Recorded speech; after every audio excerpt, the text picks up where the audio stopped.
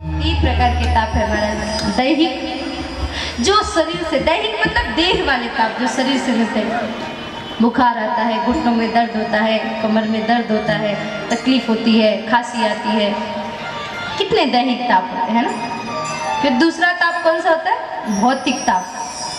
महाराज ये ताप दैहिक ताप से भी कहीं ज्यादा बुरा है। भौतिक ताप यानी संसार का दिया हुआ ताप। संसार की बातें ही बड़ी निराली है महाराज। कितना भी बढ़िया काम कर लो, आपको अच्छाई तो मिलने वाली है ही नहीं। इतनी बढ़िया शोभा यात्रा निकल गई, उसमें भी 4 से 5 लोग, 10 लोग, 20 लोग तो खुन्नस निकालने वाले होंगे। देखो देखो इसमें ये कमी है, देखो देखो ये नहीं हुआ, देखो देखो वो नहीं हुआ। दुनिया है।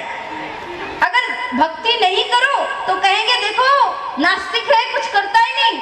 और अगर प्रभु की भक्ति करो, देखो देखो कितना ढोंग करता है, कितना नाटक करता है।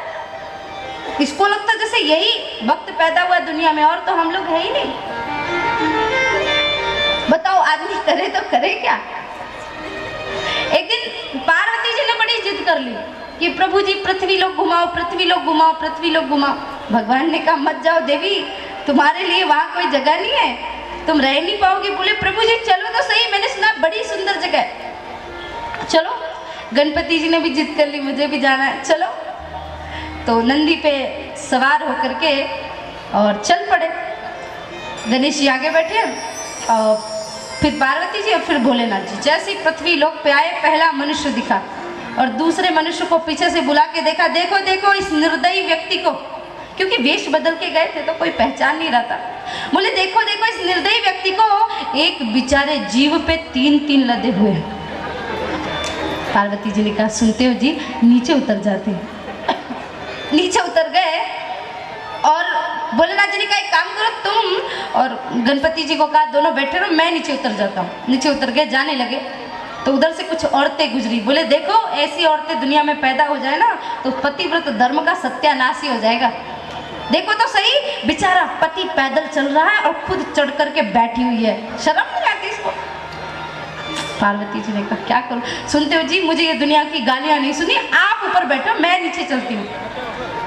तो चलने लगे। आगे से कुछ लोग जा रहे थे, उन्होंने कहा देखो देखो ये आदमी को बिल्कुल शर्म नहीं आती क्या, कितना बेशर्म है, इतनी सुकुमार कोमल काया वाली पत्नी को पैदल चला रहा है और खुद चढ़ करके बैठा हुआ है, बिल्कुल अकल नहीं है इसे। भोलेनाथ जी, पार्वती जी, गणपति सब नीचे उतर गए और पैदल चलने लगे। तो 4-5 लोग और मिले। बोले इन मूर्खों को देखो, जब सवारी पे बैठना ही नहीं था तो उसको लेकर के क्यों आए, इतनी बढ़िया सवारी और पैदल चल रहे हैं। पार्वती जी ने कहा प्रभु आपकी पृथ्वी लोक को प्रणाम, मेरा कैलाश पर्वत ही ठीक है, मुझे वापस लेकर के चलो। तो ये पृथ्वी लोक है महाराज, यहाँ जो भी होगा बुरा ही होगा। कोई कितना भी अच्छा काम कर लो, अच्छा बोलने वाले बहुत कम मिलते हैं। मैं आप लोगों की बात नहीं कर रही हूँ, आप लोग तो बहुत अच्छे, मैं तो दूसरी जगह की बात कर रही हूँ। प्रेम से बोलो श्री राधे। देखो कथा में निद्रा देवी बड़ा व्यवधान डालती, और चिंता मत करो मैं कोई रात नहीं करने वाली हूँ, थोड़ी देर बस।